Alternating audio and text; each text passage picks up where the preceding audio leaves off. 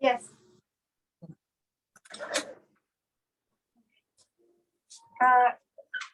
Let's continue. Can we first continue?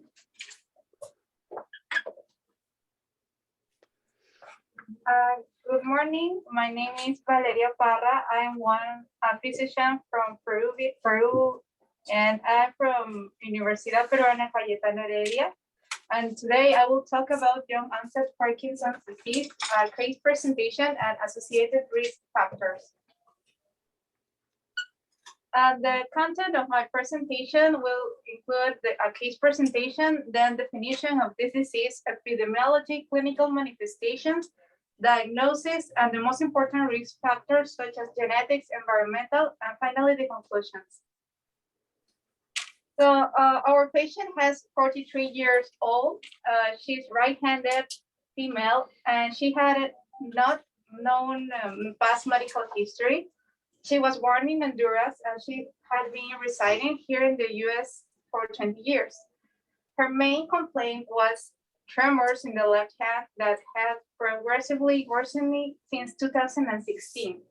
So around 38 years old, all these symptoms started. She complained also of mild muscle stiffness. Sometimes that was painful in the left upper and left lower extremities, and associated numbness and tingling. She also had a slow gait, and these symptoms caused her a limitation of her activities of daily life. Another remarkable findings were her abnormal sleep, such as snoring, fatigue, daytime sleepiness, but she denied any movement of the legs during the sleep. Another remarkable information we got is that her grandfather had Parkinson's disease, and about her occupation, she worked with car chemicals for 6 to 7 years. She was one of the supervisors of a car workshop, and she had direct exposure to these chemicals. On physical examination, we evaluated for orthostatic changes in blood pressure, which were absent.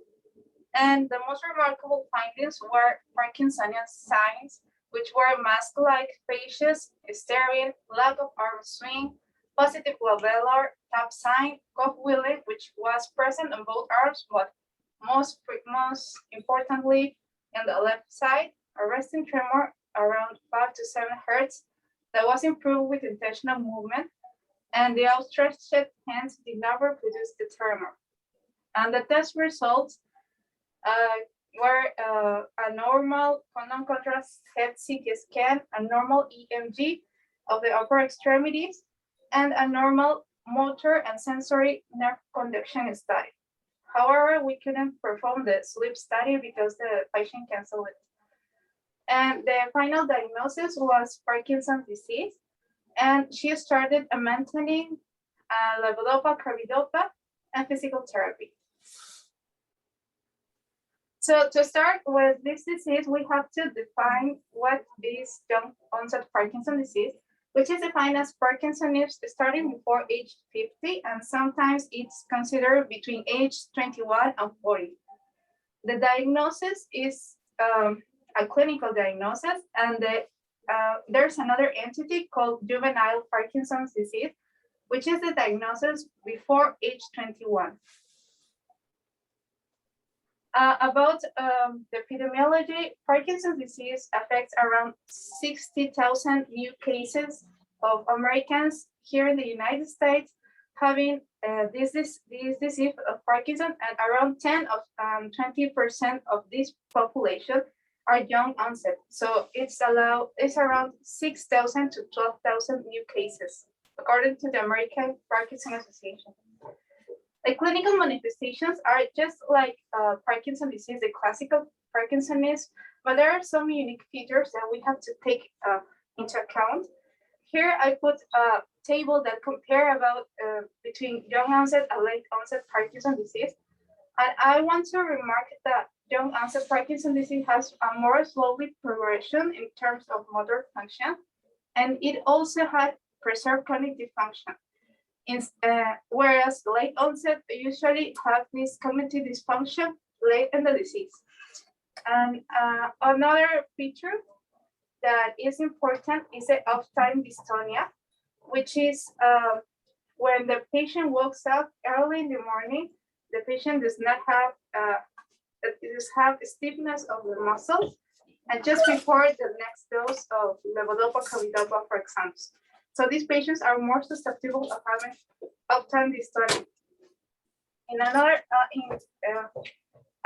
remarkable finding was muscle stiffness that is more frequently at the young onset Parkinson disease, which is more present at the early in the disease, the muscle stiffness. And also another thing that I highlighted is paresthesias, which is uncommon in Parkinson, but in young onset is frequently seen. And our patient had numbness and tingling in her left hand, which is also suggestive of early onset Parkinson's disease. The diagnosis, well, basically it's the same as Parkinson's disease. The only thing that changed is the age of onset, which is before 50 years or between 21 and 40 years. I put the Movement Disorder Society clinical diagnostic criteria of Parkinson's disease, just to remember that we need to have Parkinsonism, which means bradykinesia plus rest tremor or rigidity or both. And the established diagnosis requires the absence of some exclusion criteria, such as cerebellar abnormalities, at least 2 supportive criteria. For example, dramatical beneficial response to dopaminergic therapy, and no red flags. For example, rapid progression of gait impairment. So the main purpose of my presentation is to talk about the risk factors. As I was telling you, we have 2 major risk factors. One is genetics, and the other one is environmental exposure. So about genetics, we have that around 20% of young onset Parkinson's disease patients have at least one first or second degree relative with Parkinson's disease. We saw this in our patient. She had one grandfather that had Parkinson's disease. And the most important gene that was related to Parkinson was PARK2 gene. This codes for a protein called ubiquitin protein ligase that degrades alpha-synuclein. So when the alpha-synuclein accumulates on the substantia nigra, it produces neuronal death, and also in the locus coeruleus. There are other genes, as you can see in this table, which are PINK1, PARK7, all those related to autosomal recessive Parkinson's disease, and also LRRK2 and SMCA, which is the autosomal dominant presentation of Parkinson's disease. The risk factors about the environmental exposure. So we have been studying that the pesticides are the most important and the most studied risk factor for the development of Parkinson's disease. For example, we have MPTP, which is a neurotoxic metabolite, which is similar to paraquat and both cause oxidative stress in dopaminergic neurons. Also, rotenone affects the mitochondrial complex 1, which is part of the electron transport chain. So at the end, it causes neuronal death. And in this study made by Tanner and colleagues, the risk of exposure, the increase in days of exposure to these pesticides was twice more frequent than the patients that have that had less than 64 days of exposure. So around more than 397 days of exposure was significantly associated with the development of Parkinson's disease. And on the other slide, we can see in this other study that these are the most important pesticides and metals that are related with Parkinson's disease. And I like this study because it showed the age, the correlation, the relation between the age of onset of Parkinson's disease and the amount of exposure to these chemicals, well, metals and pesticides. As you can see, they had negative correlation between the high exposure to pesticides and metals and a lower age of at a lower age of onset to Parkinson's disease. So at high, it was considered like around 110 days lifetime of exposure to this substance, and the unexposed patients had this age of onset that was later. The high exposure group was around the age 50, and the unexposed group was around age 60. So as we can see, they were like 10 years younger, the patients that weren't the patients that were exposed. So about the chemicals, these are chemicals used in the industry, such as PCBs, and it's related to coolants and lubricants and other transformers. It was discontinued in 1977 because of the relation with Parkinson's disease, so they stopped using this, but it's still present in the environment.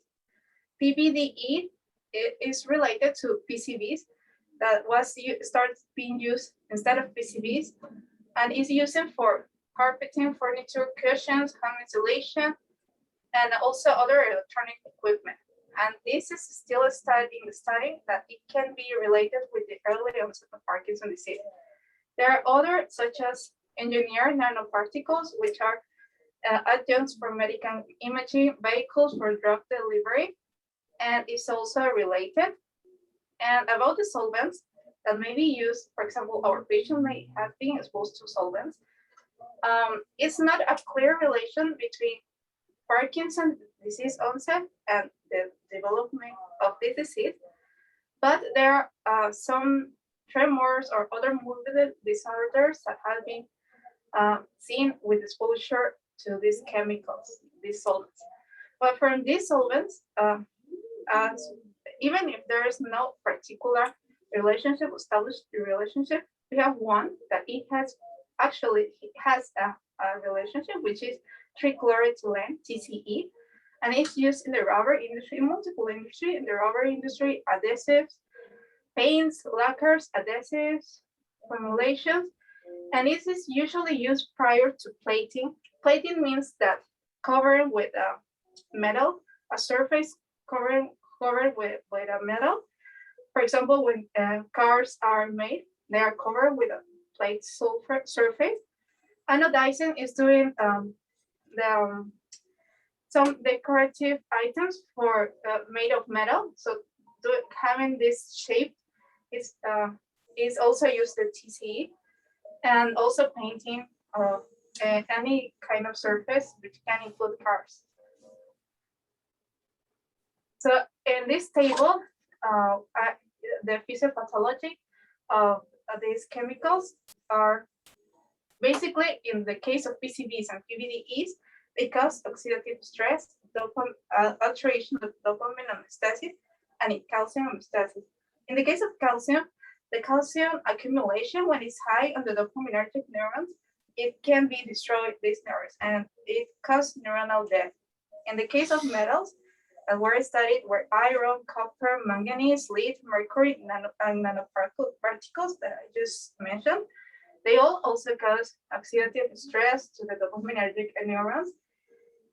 Particularly iron and copper cause alpha-synuclein fibrillation and accumulation in the dopaminergic neurons, so this is toxic for them.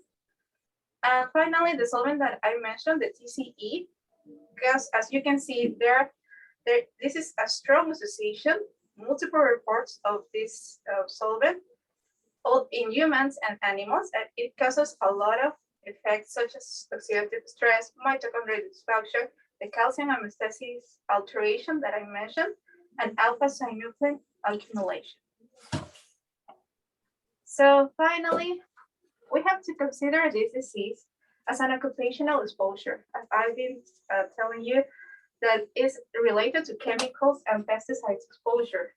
Because this disease is present in people that are young, like under their age 40 or 50, this impacts more dramatically their quality of life, because most people at this age are working.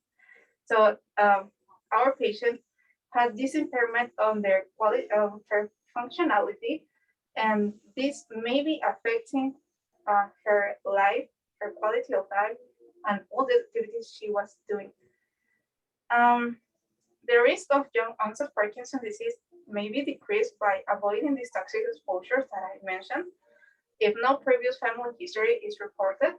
And well, in the case of our patient, she had already two risk factors, such as genetic predisposition and also the exposure to these toxic chemicals.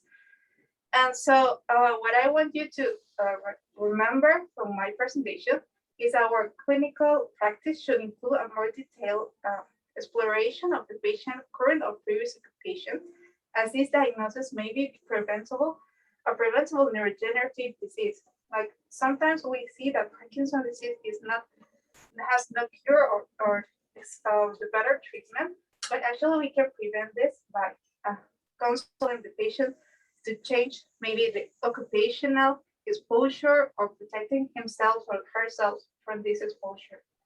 So thank you very much for your attention. And this is the last slide that I wanted to put about my university. Spiritus Ubigu Spirit is the motto of my university, which means the spirit spreads everywhere. And I will try to do this presentation so you can get home this concept that is important to care about what the patient has, what he does for a living, and to prevent something that is just maybe a simple question like, what do you work and what do you work that make actually a huge impact on their lives. Because if this patient had been consulted before about this exposure to chemicals, she maybe have less risk to developing of the Parkinson's disease. So thank you very much for your attention.